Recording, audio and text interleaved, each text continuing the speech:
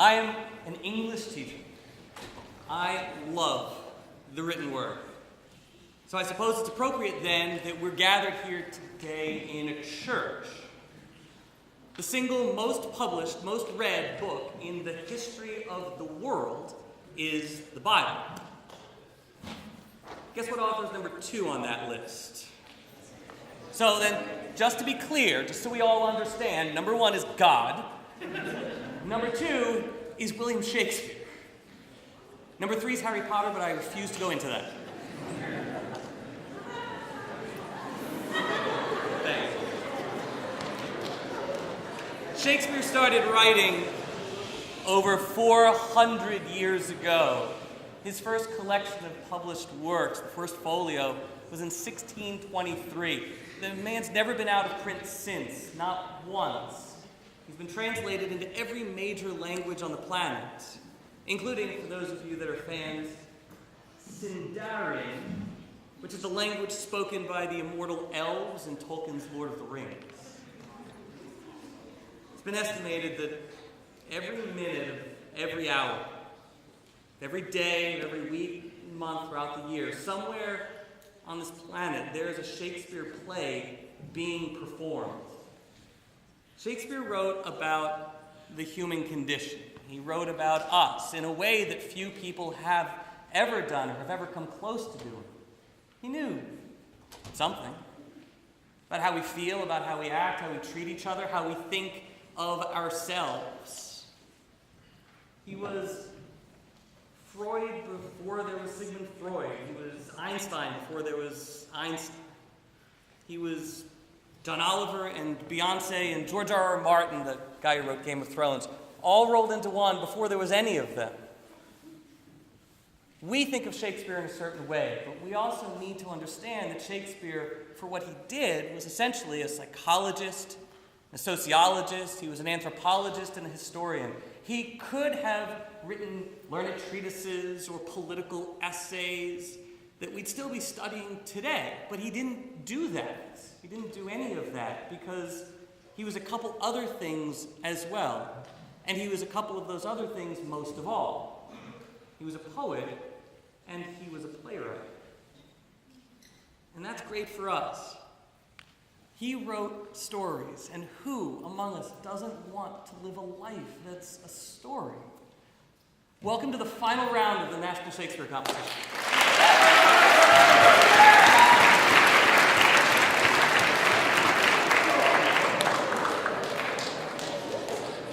The competition started in 1975 with about 500 students. Last year, almost 23,000 participated. You all know that our preliminary rounds started in class, in our English classes, grades 9 through 12. Top 5 or 6, maybe 7 students made it to the semifinals, judged by the English department. And today, on this stage, you're going to see the top 12 students from grades 9 through 12. Over the last week, those students have been working hard to prepare for today. So I need to stop for a moment and thank Ms. Gazowski, our drama teacher.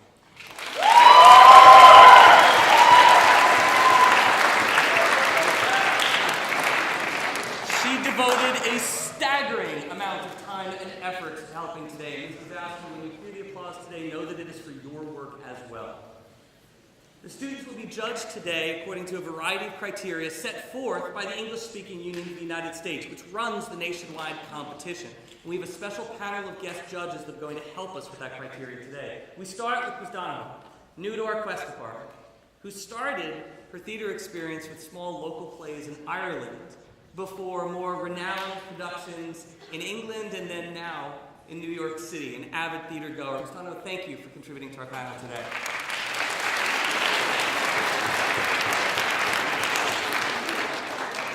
Ms. Thomas, our librarian.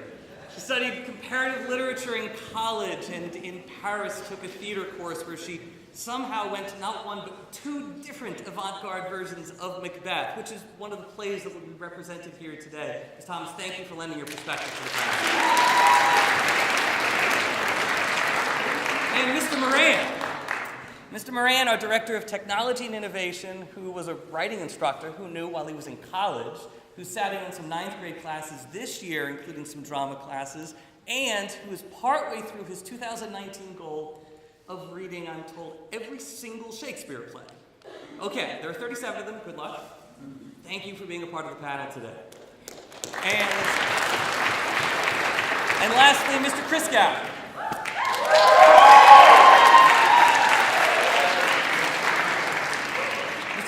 Was almost literally born into the theater. If he had been born in an actual theater, it wouldn't surprise me at this point. He's been Dwight's director of drama for about 2 decades. He's acted himself in more than a dozen Shakespeare plays, and he lends a level of expertise today that I'm not sure we could get many other places. Thank you, Mr. Kriskow, for being here.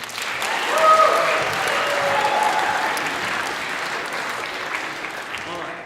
Ms. Ballard's going to be checking accuracy from the front row. Arthur is taking photographs. Thank you to him. Mr. Brett, thank you for videotaping. All of the winners will be announced at a full school, or during a morning meeting rather, next week. All the winners will be announced next week, and one person will be named the Dwight School champion, and that person will go on to represent Dwight in the citywide round in late February or early March. That's it, except for just one request. And at this point, hopefully, I've done this for a lot of years now, you know what that request is. Please be cognizant of what your classmates are doing up here today. They could get up here and read a subway map, and it would still be courageous, because they'd be doing it from up here, where you're not. They chose to come up here today and inhabit some other person. So when they come up here and they are performing, please give them your undivided respect and attention. And when they bow or say thank you at the end, give them thunderous applause. They will deserve it. All right, let's start the show.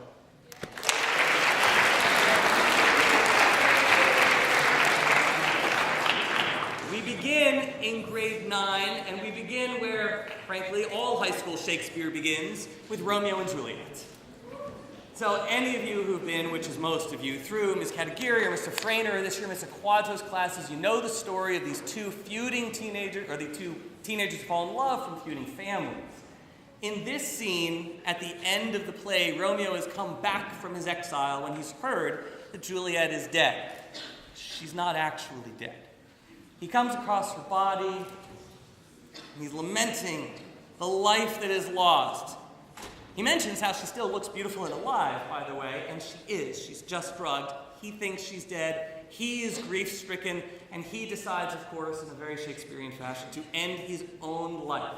So we begin, ladies and gentlemen, with Bernardo Sotero.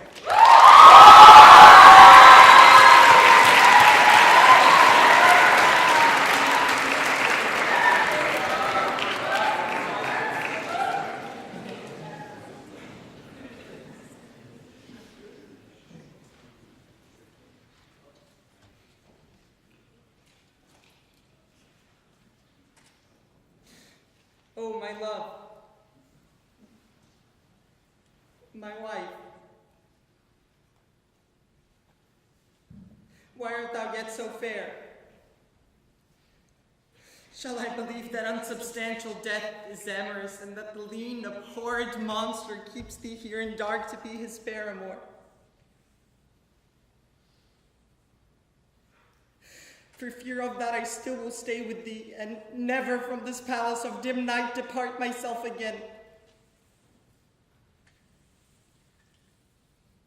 Here will I remain with worms that are thy chambermaids.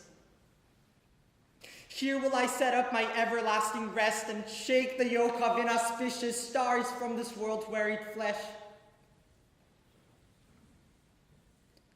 Eyes, look your last. Arms, take your last embrace. And lips, oh, you, the doors of breath, seal with a righteous kiss. A dateless bargain to engrossing death.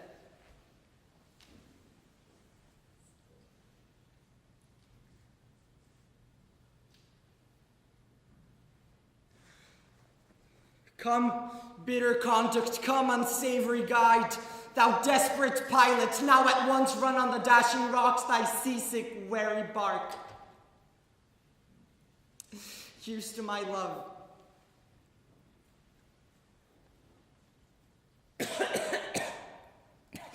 O true apothecary, thy drugs are quick. Thus, with a kiss, I die.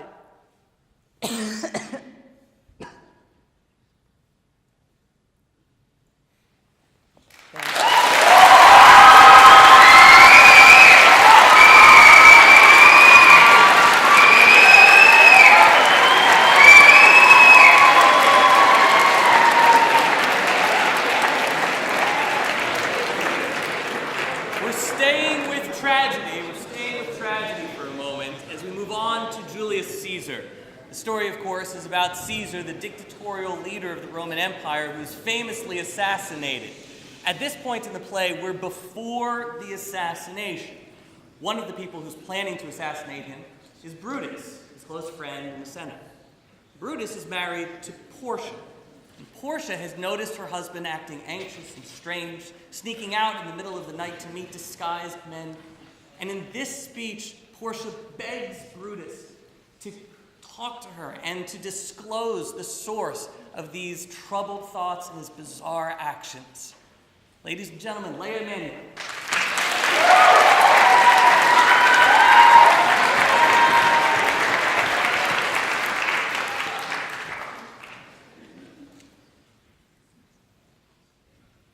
What? Is Brutus sick? And will he steal out of his wholesome bed to dare the vile contagion of the night and tempt the roomy and unpurged air to add unto his sickness? No, my Brutus, you have some sick offense within your mind, which by the rights and virtue of my place I ought to know of. And upon my knees I charm you, by my once commended beauty, by all your vows of love, and that great vow which did incorporate and make us one, that you unfold to me. Yourself, your half, why you are heavy. And what men tonight have had resort to you, for here have been some 6 or 7 who did hide their faces even from darkness. Thank you.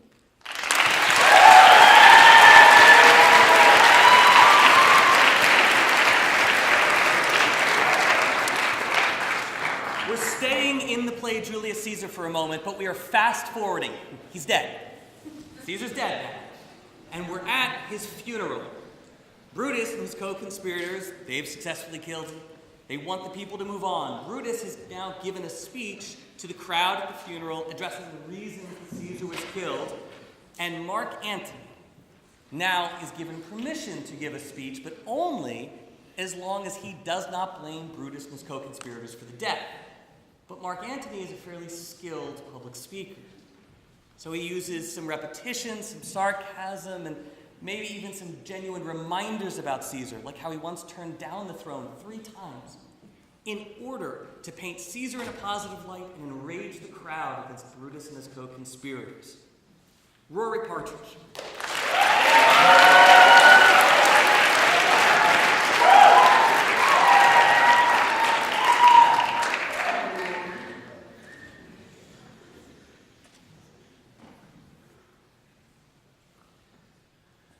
Friends, Romans, countrymen, lend me your ears. I come to bury Caesar, not to praise him. The evil that men do lives after them. The good is often interred with their bones, so let it be with Caesar.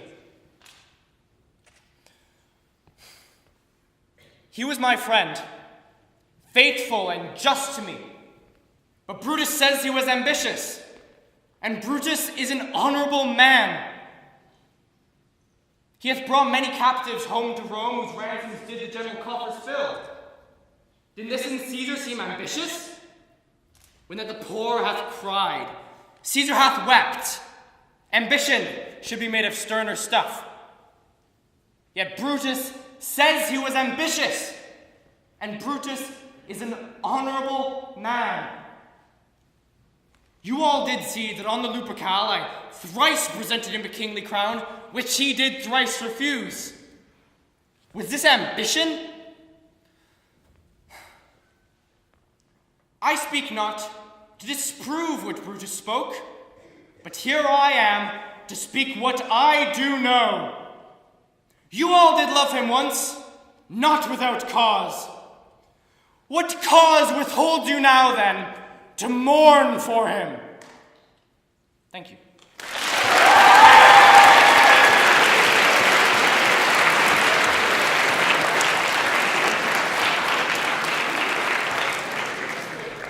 We're moving on to the 10th grade, and we're moving on to some comedy.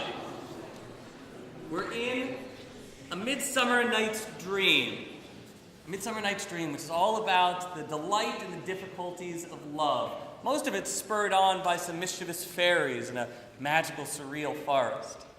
We're at the point in the play where two of the human characters, two men, have had a spell cast over them when they fell asleep. And when they wake up, they find that they are immediately, suddenly in love with Helena. The problem is they didn't love Helena before they fell asleep, and Helena knows it. She also knows that they're actually both in love with Hermia, who Helena has always felt second best to.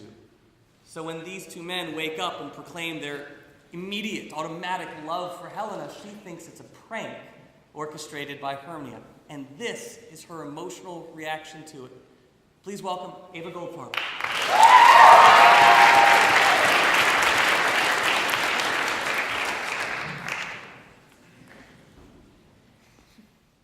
Oh, spite! Oh, hell, I see you're all bent to set against me for your merriment. If you were civil and knew courtesy, you would not do me thus much injury. Can you not hate me, as I know you do, but now join in souls to mock me too? If you were men, as you are men in show, you would not use a gentle lady so. To vow and to praise my parts when I know you both hate me with all of your hearts. You two are both rivals who love Hermia, and now you're both rivals to mock Helena. A trim exploit, a manly enterprise.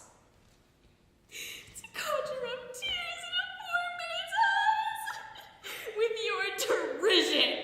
None of the noble sort would so offend a virgin and extort a poor soul's business and all for sport. Thank you.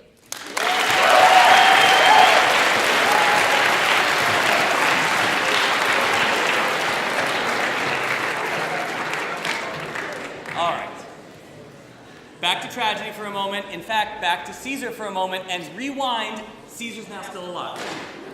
Okay? In your head, Caesar still alive. And we're back to Portia begging her husband to be open and honest with her.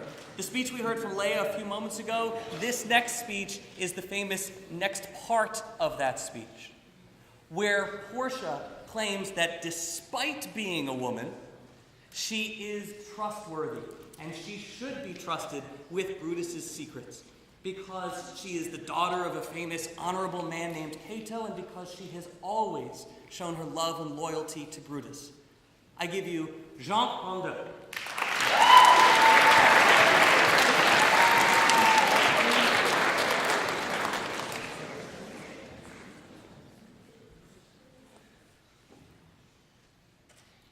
I should not need if you were gentle, Brutus. Within the bond of marriage. Tell me, Brutus, is it expected I should know no secrets that appertain to you? Am I yourself, or as it were, some sort of limitation to keep you at your meals, comfort your bed, and talk to you sometimes? Dwell I in the suburbs of your good pleasure, if it be no more, Portia is Brutus's harlot, not his wife. I grant I am a woman, but withal a woman that Lord Brutus took to wife. I grant, I am a woman, but withal a woman well reputed, Cato's daughter. Think you I am no stronger than my sex, being so fathered and so husbanded? Tell me your counsels. I will not disclose them. I have made strong proof of my constancy, giving myself a voluntary wound here in the thigh. Can I bear that with patience and not my husband's secrets? Thank you.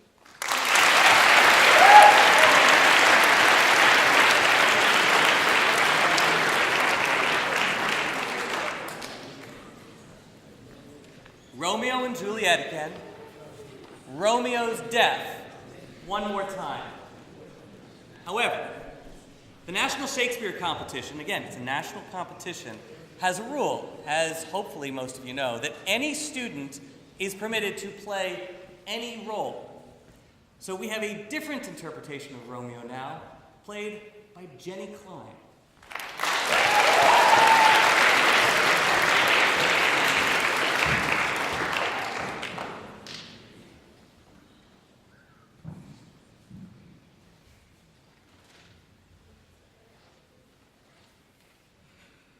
Oh, my love, my wife, why art thou yet so fair? Shall I believe that unsubstantial death is amorous, and that the lean abhorred monster keeps thee here in dark to be his paramour? For fear of that, I still will stay with thee, and never from this palace of dim night depart again. Here will I remain with worms that are thy chambermaids.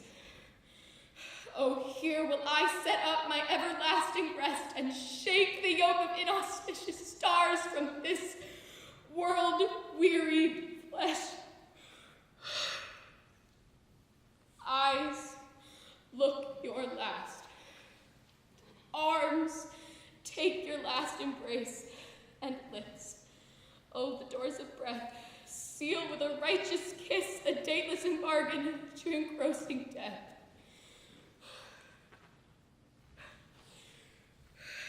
Come, bitter conduct, come, unsavory guide, thou desperate pilot, now at once run on thy dashing rocks, thy sea, sick, weary bark. Here's to my love.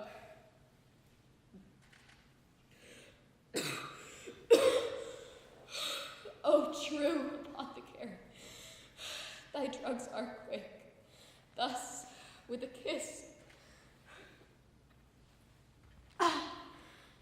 I die.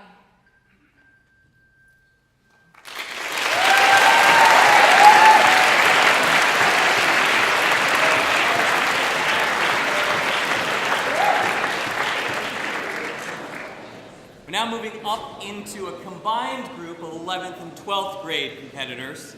And we start with a romance/drama that we don't hear much from in terms of the Shakespeare realm, and that is The Winter's Tale. In this play, the king wrongly believes that his wife, Hermione, has had an affair with a neighboring king. So Hermione, who has one child and is pregnant with another at the time, is taken from the throne and is tossed into prison. She gives birth to that second child in prison, and that child is ripped away from her. In this monologue, she goes through what she suffered, losing the queenship, being rejected by her husband, having both of her children taken away from her, possibly killed. And she expresses how she's not afraid of death because she's already lost everything she possibly could have. Please welcome Nadia Folter.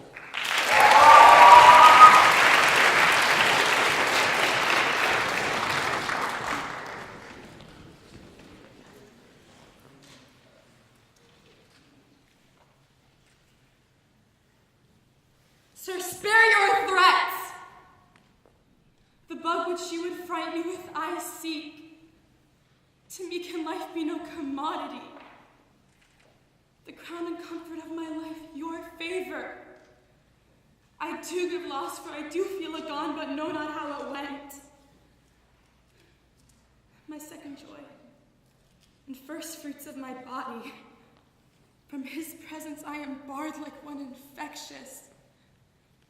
My third comfort, starred most unluckily, is from my breast. The innocent milk in its most innocent mouth.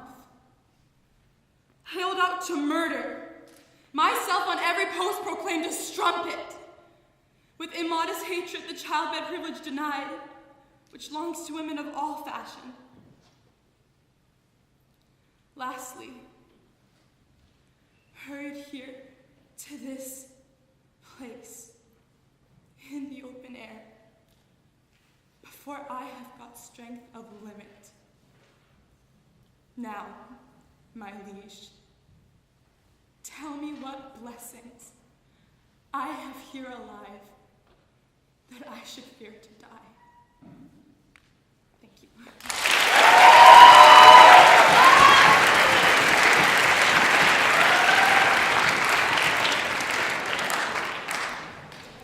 We stay in tragedy and we move on to King Lear.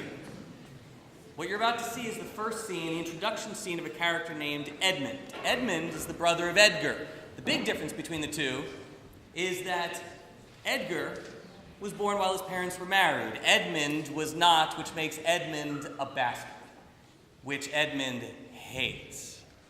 In this speech, he bitterly questions why his value as a son is lowered just because of that custom, that label of bastard. He questions why he's constantly called base, meaning low or unworthy.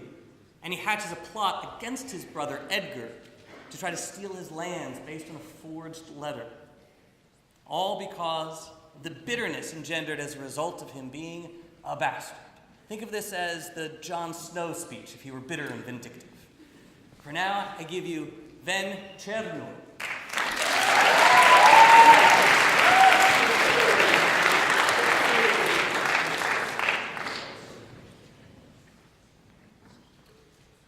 Thou, nature, art my goddess.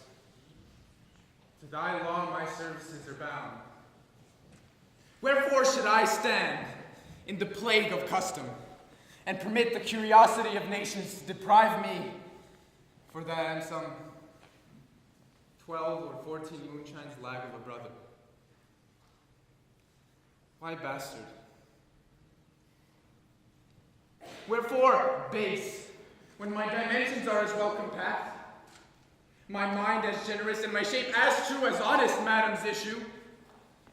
Why brand they us with base, with baseness, bastardy, base, who in the lusty stealth of nature take more composition and fierce quality than doth within the dull, stale, tired bed go to the creating a whole tribe of fops, got tween sleep and awake. Well then, legitimate Edgar, I must have your land. Oh, but our father's love is to the bastard Edmund as is the legitimate. Fine word.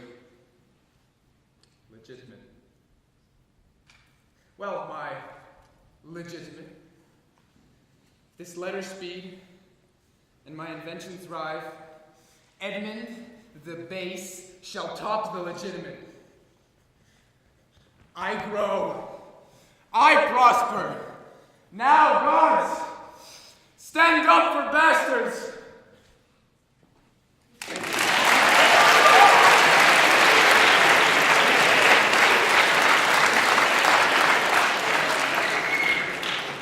Cast your mind back a few moments ago to Rory Baltridge when he did the Friends Roman Countrymen speech as Mark Antony and Julius Caesar.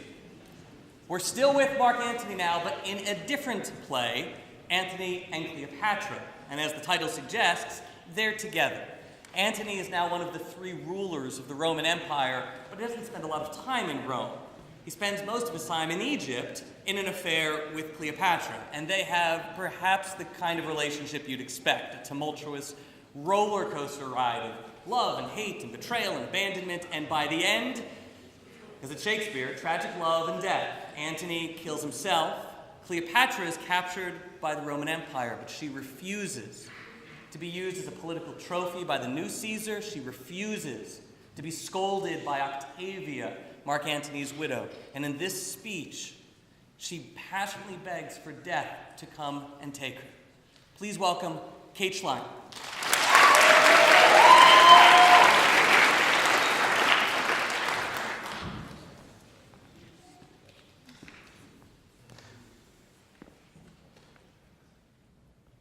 Where art thou, death? Come hither. Come and take a queen worth many babes and beggars. Sir, I will eat no meat. I'll not drink, sir. If idle talk will once be necessary, I'll not sleep neither. This mortal house I'll ruin. Do Caesar what he can. Know, sir, that I will not wait pinioned at your master's court, nor once be chastised with the sober eye of dull Octavia. Shall they hoist me up and show me to the shouting varnetry of censoring Rome? Rather a ditch in Egypt be gentle grave unto me. Rather on Nilus's mud lay me stark naked, and let the waterflies blow me into abhorring. Rather make my country's high pyramids my gibbet, and hang me up in chains. Thank you.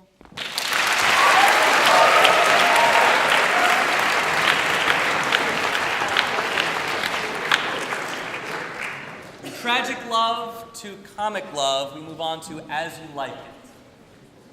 Here we've got Rosalind. Rosalind flees into the forest after she's banished, and in order to maintain her safety, she dresses up as a man. She calls herself Ganymede. And then Phoebe falls helplessly in love with her, but not her. Phoebe's helplessly in love with Ganymede.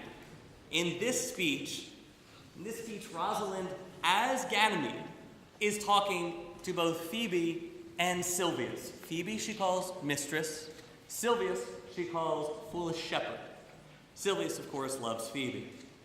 So Rosalind, as Ganymede, is trying to push away the affections of Phoebe and turn them instead towards Silvius, mainly by arguing that Phoebe ain't all that great, that Silvius ain't all that bad, and that, frankly, Phoebe should just kind of take what she can get.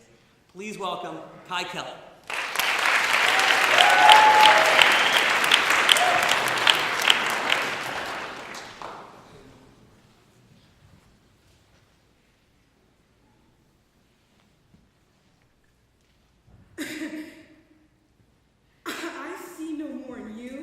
Than in the ordinary of nature's sail work.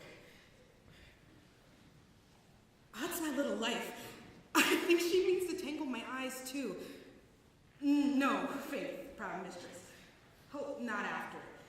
'Tis not your inky brow, your black silk hair, your bugle eyeballs, nor your cheek of cream that could attain my spirits to your worship. And you foolish shepherd, wherefore do you follow her like foggy south puffing with wind and rain? You're 1,000 times a proper man than she a woman.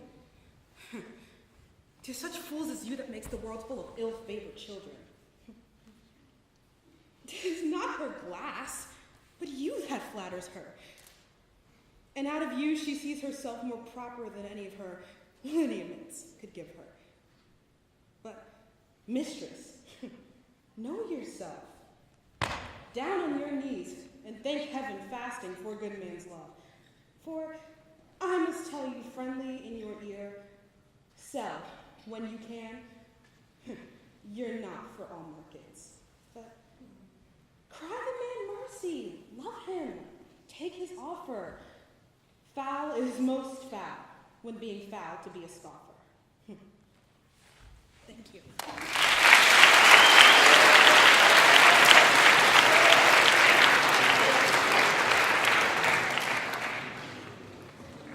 Still in tragedy, tragedy, but not of love this time, of power.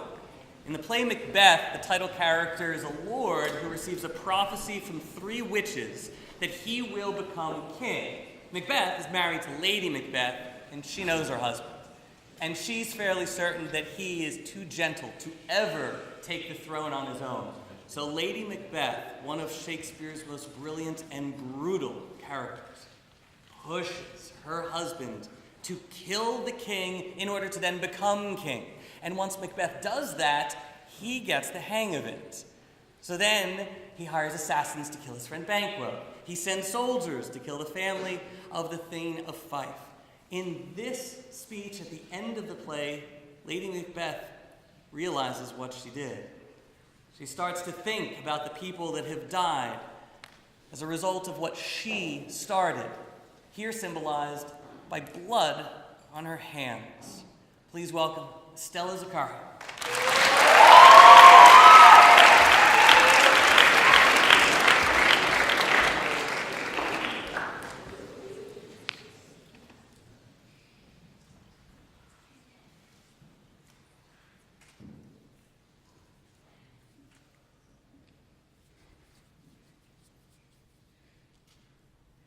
Yet here's a spot. Out, damn spot. Out, I say! 1, 2. Why then, 'tis time to do it. Hell is murky. Fie, my lord, fie. A soldier I fear. What need we fear? Who knows it when none can call our power to account?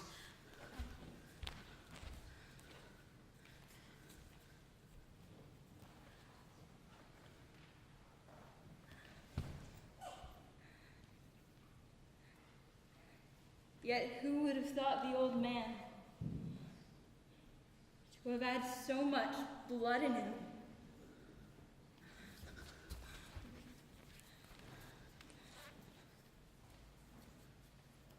The Thane of Fife had a wife. Where is she now?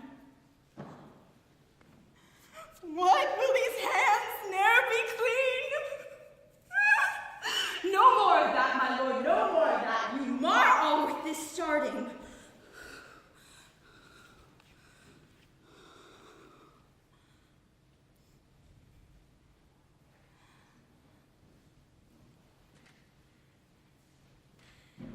Here's the smell of the blood still.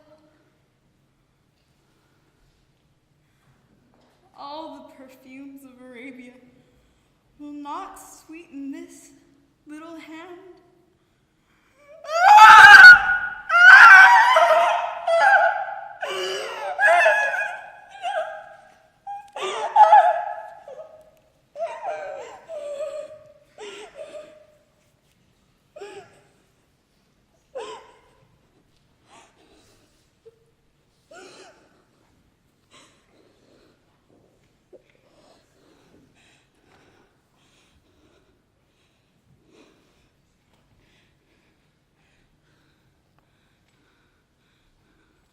Wash your hands.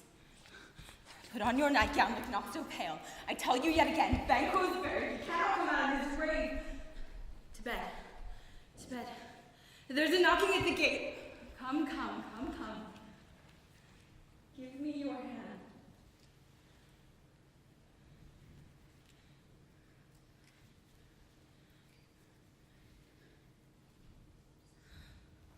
What's done cannot be undone. To bed, to bed, to bed.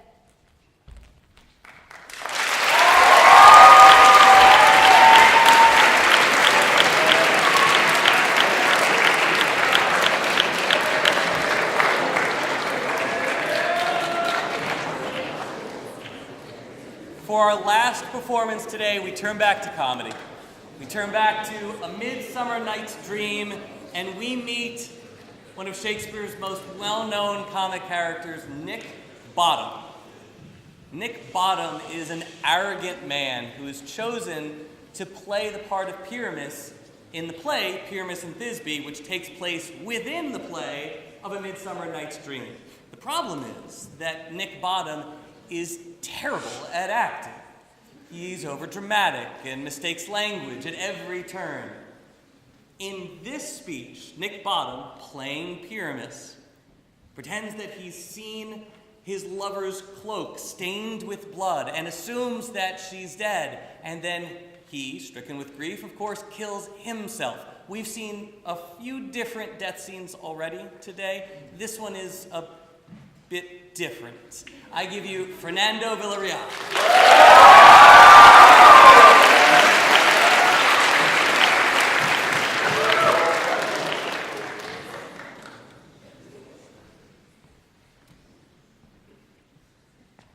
But stay, oh spite! But mark, poor knight, what dreadful dole is here? Eyes, do you see? How can it be? Oh, dainty duck, oh dear! Thy mantle good. What? Stained with blood? Approach the fairy spell! Oh, mates, come, cut throat and throat! Quail, crush, conclude, and quell. Oh, wherefore, nature? This thou a lion's frame, since lion bile hath here deflowered, my dear, which is, which was the fair stain, that lived, that loved, that liked, that looked with cheer?